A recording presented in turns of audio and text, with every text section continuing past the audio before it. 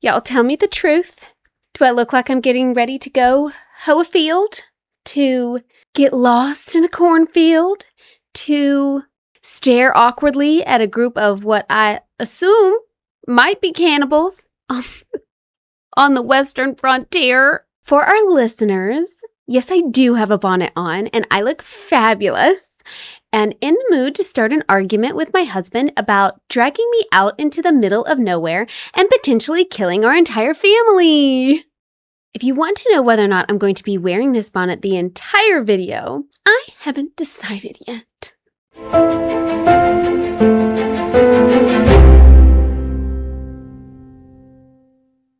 Welcome back to the Rumor Mill, the sister podcast to the YouTube channel Regency Rumours, where we talk about period dramas, history, and historical fiction. And today we are diving into Netflix's The Little House on the Prairie. And we are asking the question, why is this show coming out right now? There is nothing more humiliating than having to go through the PhD process where you have to do a viva and defend your 100,000-word dissertation in front of people. It's the most vulnerable feeling in the world. So no, I do not feel embarrassed about wearing this bonnet today. Like so many of us, I grew up on Little House on the Prairie, both the book series and the 1970s show, which were different beasts, and we're going to talk about that. But it's one of the most culturally popular stories in American publishing. So it's not surprising to me that Netflix wants to take it on and make it their own. I am so excited to be covering an American period drama. Not to say that I don't love our British period dramas and covering the Brontes and Austen and so many of the classics, but it really feels like they dominate the screen, and there are so many diverse stories that need to be told from the past, and I think that this Little House on the Prairie is trying to achieve that. So I'm excited to be covering something that held so much space in my reading journey as a child, now here on the channel. But with almost every period drama I've talked about that's come out in the last 10 years, did we ask for this? No. Do we need it? Also no. But they're giving it to us anyway, so we are going to talk about it here on the pod. The original Laura Ingalls Wilder books have sold something like 70 million copies, and then the 1974 Michael Landon series still racks up millions of views every year. So Half Pint continues to be the most popular little girl on the prairie. There's a lot of conversations around tradwife trends, homesteading in general, cottagecore aesthetics, and slow living after the stress of Miss Cavina. And with the cost of living crisis, there's an appetite for stories about self-sufficiency and domestic simplicity. And I'm not going to lie, I also am looking for slower media these days. And I think a lot of people are, because life is a bit stressful right now, and people turn to simplistic stories when times get tough. Some critics are arguing this is a cultural reactionary thing. Others say there is some nostalgia sprinkled in. But Netflix is not contemplating why there is this whole living simply trend. They're just capitalizing on it. I did not realize this, but the original books debuted in 1932, right in the middle of the Great Depression. It was when millions of people had lost their life savings, their homes, and their sense of security. Readers who were trying to figure out how to stretch a handful of flour or make it through a devastating financial crisis could find comfort in a family that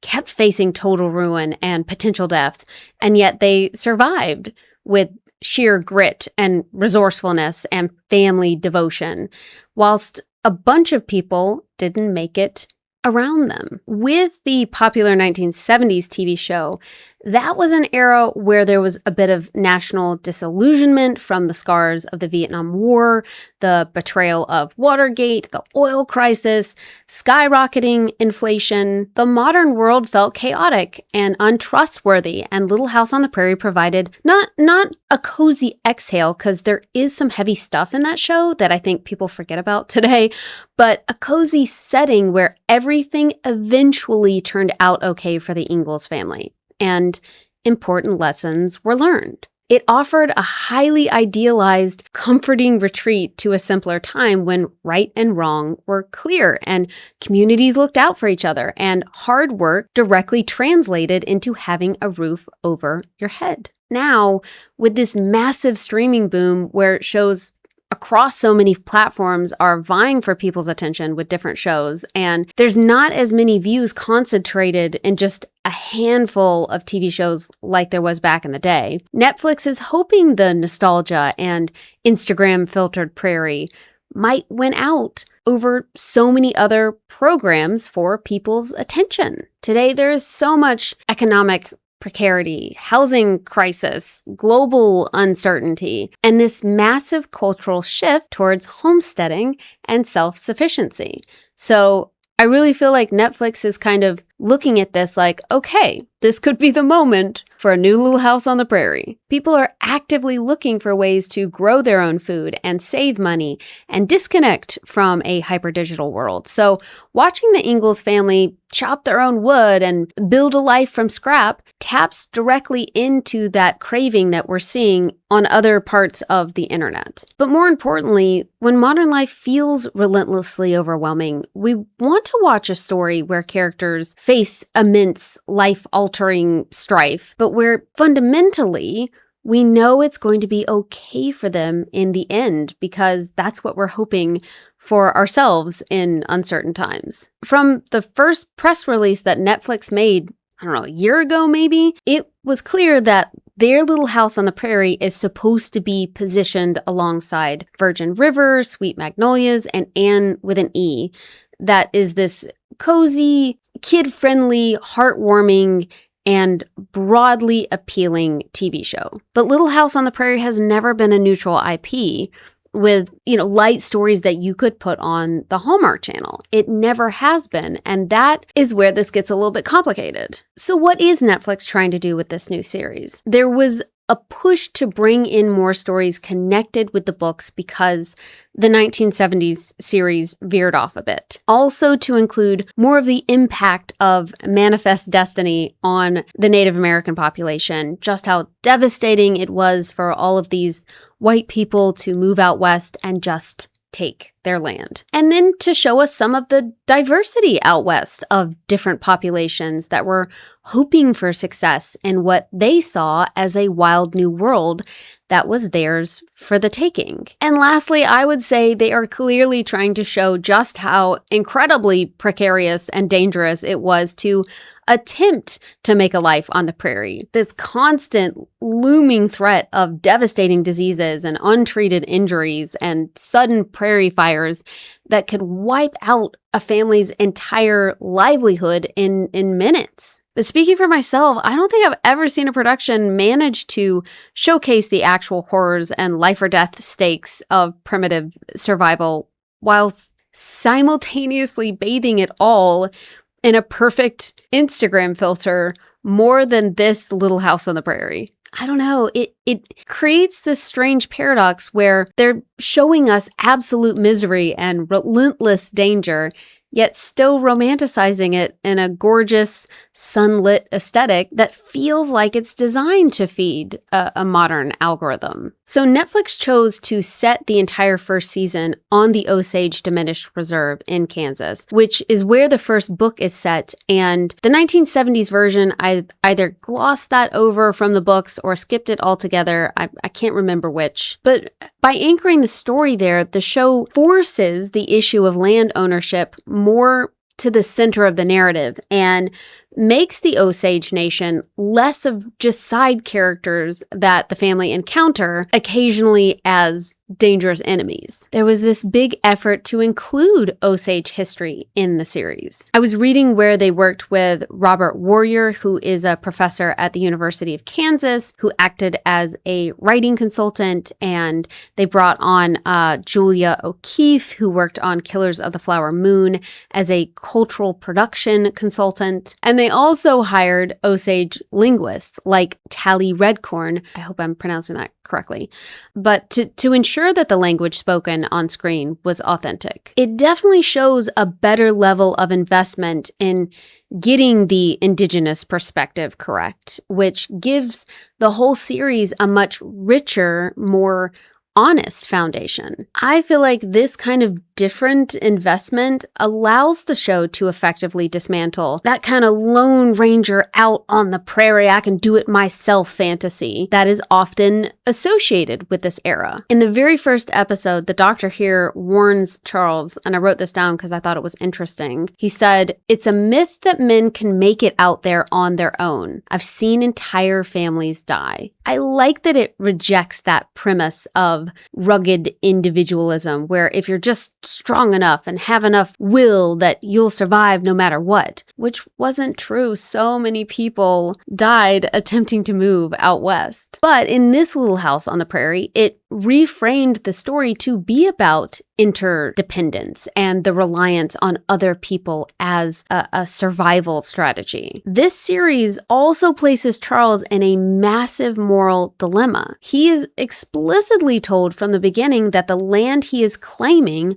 belongs to the Osage, and that the only way that he'll get it is if the government steps in and forces them out, which is just like harrowing. The Ingalls family are, in effect, squatters on other people's land, and it's harder to romanticize it when you think of the bare facts of it. They're people making morally compromised choices in a brutal world. And the show asks the viewer to sit with the discomfort of being a settler. I do feel like a show like this is so tricky to navigate with its messaging because of it ultimately being aimed at families and kids. You want these historical messages to be accessible and, of course, not always doom and gloom. But watering down those details to make them palatable can inadvertently romanticize a time that was really horrifying in a lot of ways. The Little House on the Prairie books are almost universally described as cozy, semi-autobiographical children's fiction, but they're actually a highly curated,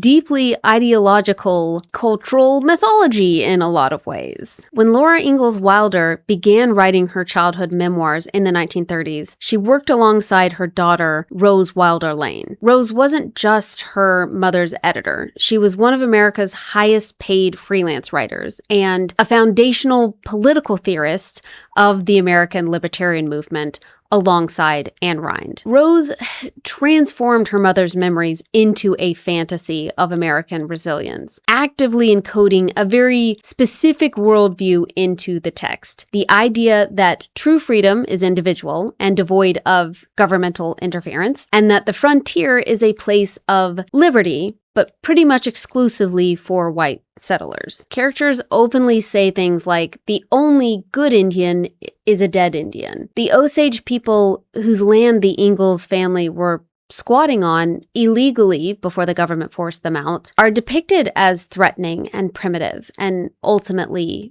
expendable. I learned so much from those books, and I know a lot of people did. But in a lot of ways, those books were designed to celebrate the fantasy of westward expansion and the demonization of the Osage community as these wild savages. And as much as I love the 1970s TV series, it honestly didn't do much better on the indigenous representation front. Native characters were still frequently portrayed as direct threats to the Ingalls family, rather than the rightful owners of the stolen land. What the 70s series did do really well, I thought, was tackle incredibly heavy subject matters like death and addiction and racism and essay and financial ruin and disease and hardship. Bright color grading and jovial music and community spirit of Pine Grove made the darkness palatable for audiences. And that's where I really feel for Netflix trying to walk across this tightrope today. I loved that they added historically inspired characters like Dr. Tan, who is based on a real Black doctor from the time period. And then other characters like Good Eagle and her father, William Mitchell, a farmer and translator drawn into negotiations because he believes driving the settlers off is going to be futile in the end. I really like that that family represent the Osage perspective, not as this looming threat, but as a parallel family unit with a full life, and they're not just the scary other to the Ingalls family. Another thing that I really loved about this series was the autonomous message of the children learning how to solve their own problems and seeing the landscape as a learning tool and respecting others around us. The Prairie functions as these girls' classroom. It's a place to learn about wildlife and other people and how the world works. I love how the show never leans on the trope of emphasizing that the Ingalls girls shouldn't know things or aren't capable of doing things out on the prairie simply because they're girls. Whilst I'm not crazy about Charles dragging his family out west and all the perils that come along with that, I do love how they portray the ways that he treats the girls as capable and smart and resilient, but then it's not like overly overt. I think sometimes it's refreshing to show girls as capable as if it's a natural thing within the world for children to see themselves as strong, capable, etc., without needing to point out that the world is unfair for girls, if that makes sense. Not to say that we shouldn't show the ways that has happened, but I think sometimes it's important for children to just see that they're strong and capable and not need the extra message of like, but she shouldn't be, she's a girl. You know what I mean? Like that she just is, and that her father sees that she's capable and her parents and the other people around her, and that be the full message sometimes in period dramas. Now, the show, despite its admirable intentions, gets frustrating to me with some of its vibes. Netflix has commissioned a historical drama set in the 1870s frontier, and this is a period that is defined by physical hardship and economic precarity and disease and violence, like we talked about before. And then they've decided that we really need to filter it through an Instagram aesthetic that smooths away a lot of the texture of all of that. The result of all this is what critics have called Little House by the way of Instagram. It's got this sun-drenched, pristine, wholesome vibe that feels like it'd fit right in on a Pinterest board. The Guardian described it as eerily bloodless and sanitized, with everyone just a little too beautiful, clean, and cheery. And then USA Today talked about the costumes, saying that they're probably too luxe for the time. And I would have to agree. I feel like there's something so ethereal about the costumes in this series that kind of takes me out of it and doesn't make me believe that we're back in time with this family. The Ingalls family faces hardships that feel more like inconveniences rather than existential crisis. But there again, it is important to remember the show is meant to be accessible to kids. I think kids can handle the harsh realities of life far better than the media usually gives them credit for. But on the flip side, I feel like it completely makes sense for a family show to anchor those hardships with hopeful resolutions, rather than expecting this to be, a frontier version of Deadwood or have the grittiness of like Game of Thrones. As someone who originally fell in love with history through American Girl dolls, I really remember how intense those book series were. You had Addie escaping slavery during the Civil War, Kit navigating the Great Depression, Kaya facing the harsh survival realities of 1764, and Kirsten watching her best friend die of cholera on the voyage to America. Those books did not shy away from brutal life lessons about death and disease and racism. But ultimately, those heavy themes were balanced by enduring lessons about friendship and fairness and community and resilience. Having that balance is so crucial for children. And to be honest with you, it's probably crucial for all of us. With the way the world is right now, we all need stories that acknowledge the darkness, but still have some that leave us with a sense of hope. So while I understand the criticisms towards watering down harsh history, I also get having some of those storylines be obstacles rather than stories of ruin. What I did have a hard time with, though, is that there's almost this like dream-like visual quality of this new Little House on the Prairie. It's got some sort of like a blur or a haze that that makes it feel less like people living their lives and more like I'm watching a music video, I feel like. As if some of this is just constantly in Laura's imagination or something rather than it being actually lived. That kind of pretty ethereal, slightly disassociated quality might be aesthetically interesting for 5 minutes, but I feel as if it's hard to watch the entire full series that feels so dreamlike all the time. There's a couple episodes where there's heavy flashbacks that are hazy and confusing with the current timeline, and it made me feel disoriented. And I understand what they were trying to do with that. That was the point. The whole family gets sick and they're disoriented themselves. I just don't know whether or not I would have rather had them handle that in a different way to where I don't feel kind of miserable watching that blur all the time. I'm not against using that kind of thing sparingly, but that blur effect for so much of the episodes to me is jarring and nauseating, and I want to feel like I'm really on this adventure with this family and not like I'm watching a picturesque AI family moving out west. And there were times it felt like the show was a little bit as if we were watching people that were AI created. I don't know how to explain that. The 70s series had a bunch of flaws, but it also had a lot of heaviness that didn't shy away from difficult storylines. What I felt like it did well is land it in a heartwarming setting to where the hardships are worth watching because the world is still appealing to audiences. I have to agree with the critics who say the new Netflix version flips this in a frustrating way. It creates a world that feels cooler and melancholic and almost haunted somehow, but then it backs away from the darkness that aesthetic demands for harsher, more adult period drama westerns, I feel like. Now, to be clear, I'm not saying this show should be completely sanitized down to it just being cozy. Children don't only have to watch cozy things, and a story about westward expansion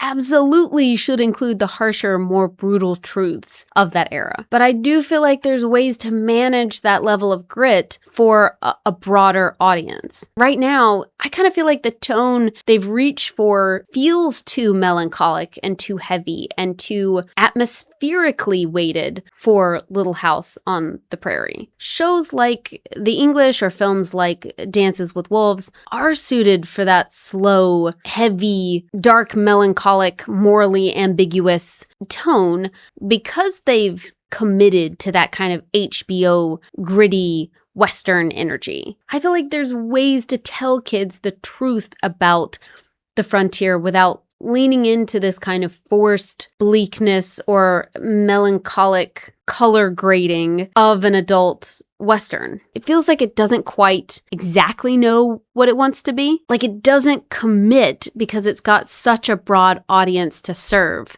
I think. And you guys know one of the things that I hate the most with period dramas is just when they don't commit to whatever would work best. You know what I mean? There is this moment in episode 2 that I do not understand, y'all, when the girls encounter like a creepy camp that just stares at them like there's something to eat. Like, what in the Donner Party? Okay? Like, what was the point of that? It felt like something out of a horror film with very little explanation in this episode. It felt like a scene from a different, darker project that got left on the editing room floor. I'm not saying those sorts of things can't be included, but it feels like, I don't know, that it needed to be very light in its story so that it's not too dark for kids, but then it opens up all sorts of insinuations for adults. You know what I mean? And maybe I've just read way too much crime stuff, but all I was thinking about was stranded people in the heat of the plains with nothing to eat and prairie madness and them being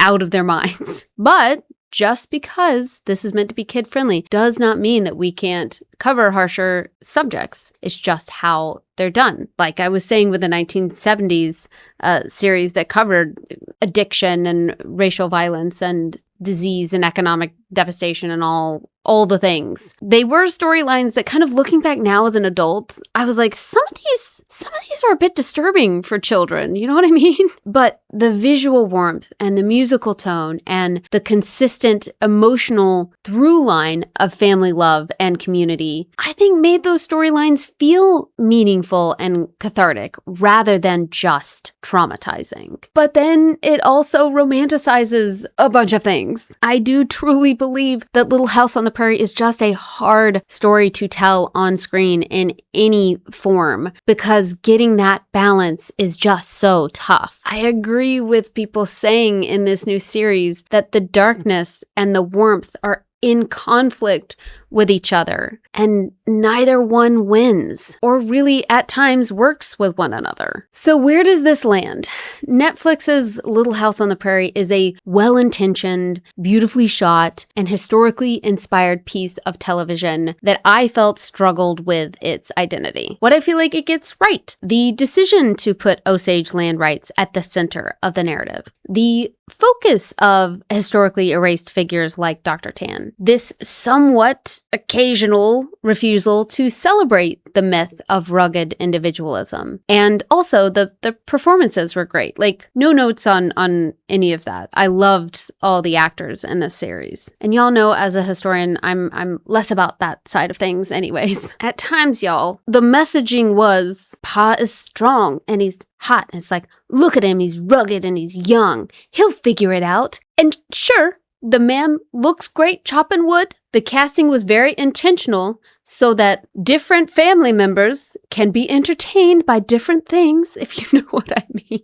But in reality, handsomeness alone does not magically solve the terrifying logistics of surviving on the frontier. This is how I know I'm getting older and boring, because I didn't used to think about this stuff back in the day. I just used to watch the shows and enjoy what was on the screen. But I just kept thinking, watching this, that I was very distracted by the fact that when you step back and look at the actual historical reality of what Charles Ingalls is doing by moving his family out west, that it is a horror story to me. He is dragging his pregnant wife into the middle of nowhere, miles away from even the most basic forms of healthcare and sanitation. I do not care how great he looks in suspenders or how much his muscles twitch when he swings an axe. Taking that kind of gamble with a pregnant woman's life in the 1870s is reckless. It's reckless to take your young children out into these kinds of elements. Like, good Lord. What it needs to do in season 2, I feel like, is commit to something. Commit to the darkness that the premise requires, or, I don't know, lighten the tone up a bit without watering it down. Commit to the character development to make us feel more connected to the different storylines, maybe. Commit to a tone that knows what it is, either a children's family drama with real warmth or an adult period drama with real stakes. I don't know what the answer is. This series is so hard to do, but I do know it's been done in other series. It is so hard because it did work so hard to include these darker storylines. And yet I'm sitting here being like, yeah, but it was so melancholic. Why did it have to be so melancholic? It's, audiences are never happy. And I feel bad that sometimes I'm a part of that. But I'd be interested to know what you guys think, if you agree with that. I didn't dislike this series. It has been such a rough one to try and figure out what my feelings are about it. Well, that is it for me, guys, here on the Rumor Mill. I'd love to know what you think. Have you watched the new Little House on the Prairie, and does the Instagramification problem bother you as much as it bothered me, or do you like that kind of vibe? I know that Anne with an E is tonally similar. I haven't seen it, so I can't comment, but a lot of people love that, so it might be similar for this. If you are on YouTube, please let me know what you thought about this series in the comments. It would really help me, I think, to navigate through my own feelings on this, to see what other people think about it. I gotta put on my bonnet now because I gotta make my thumbnail. And if you were to ask me, let's check. If you were to ask me what I'd be doing with my PhD, 4 years after graduating, that this would be a part of what I was doing with my degree, I would tell you that you were crazy, but here we are. Hope you're proud of me, Mom. If you've enjoyed today's episode of the Rumor Mill, please do leave a rating. If you're a listener, go and find me over on Substack. The podcast is there as well. It really helps. Also, I'm terrible for asking people to please subscribe over on YouTube. Please consider it. As a small channel, it really does help me continue to make this content and make it more frequently. I love you, period drama besties. Look at the things I'm willing to do. Please subscribe. Okay, bye.